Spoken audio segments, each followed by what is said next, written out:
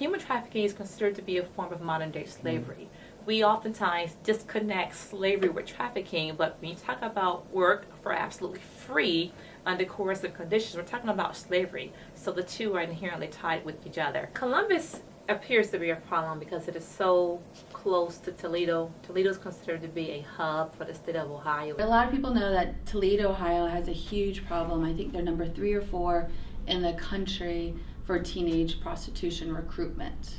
Not a lot of people know that Dayton, Ohio has the 5th leading amount of strip clubs than any other city per capita in the United States, right? And so we're pretty close to those places, but people in Dayton and people in Toledo will tell you Columbus has the same problem that everybody else does. It's no different than Cincinnati, Akron, Cleveland. Toledo just does a really good job at training their law enforcement, having safe homes, training their social service workers, and they're training their prosecutors so that they can make the arrests, they can rescue the girls, they have a place to put them, and then they can put the guys away. But Columbus, believe it or not, is a really ripe city to have issues with trafficking, because we have a lot of children here who are homeless by virtue of being runaways or throwaways, for example. And that's what traffickers look for. We have 2 people in Columbus who are devoted to, from the Vice squad, who are devoted to human trafficking. 2 people is not enough. I mean, I was on Backpage in Columbus last week, and we had about 150 ads in one night. So there's no way 2 guys can look at all the ads and go and try and rescue the girls or arrest the guys. And we definitely need more manpower to do that. We've got pimps who will manipulate and coerce girls into thinking that they're in these, boyfriend-girlfriend relationships. And to the point where they think they're helping out. I'm contributing to the household income.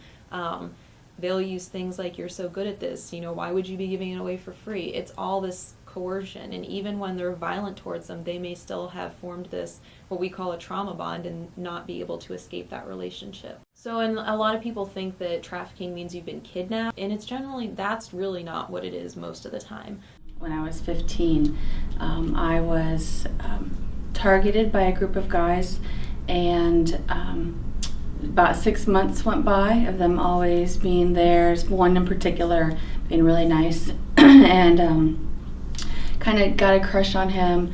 And then one day he just asked me if I wanted to ride home from school, and I said sure. I had a crush on him, and went with him, but he didn't take me home. He took me to his house and then drugged me and raped me.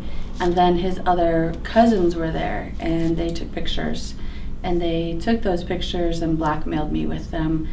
They said, we're going to show these to your father, to his boss, we're going to show them, all around school, and unless you do what we say, and we'll kill your brothers and your family. So for 2 years, I was made to basically be a sex slave to them while I was trying to earn back the photos.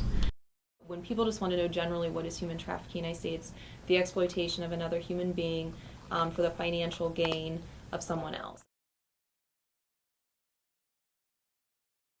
So under federal law, if you're a minor, so you're under 18 and you're involved in commercial sexual activity, you're automatically a trafficking victim. Whether there's a trafficker there or not, whether we can show force, fraud, or coercion or not, you're under 18, you're not consenting to sex, somebody's exploiting you by paying you for sex, and so they consider that trafficking. Under Ohio law, we're not there.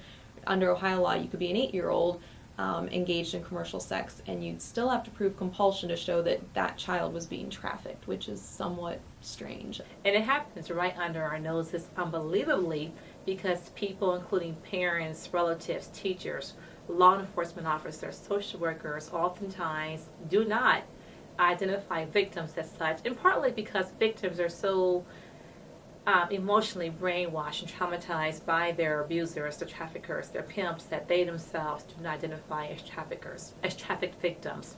And so as a result, it happens because these young girls fall into the company of older men who they believe are their boyfriends, their lovers, who ultimately abuse them and subject them to trafficking activities.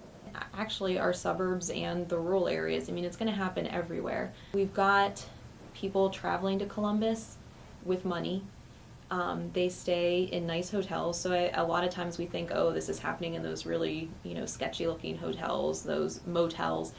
No, not necessarily. With Backpage, you can be a business person and travel to Columbus, stay in a really nice hotel, and order a girl off the internet and have her delivered to your hotel like you would a pizza. And it's that simple.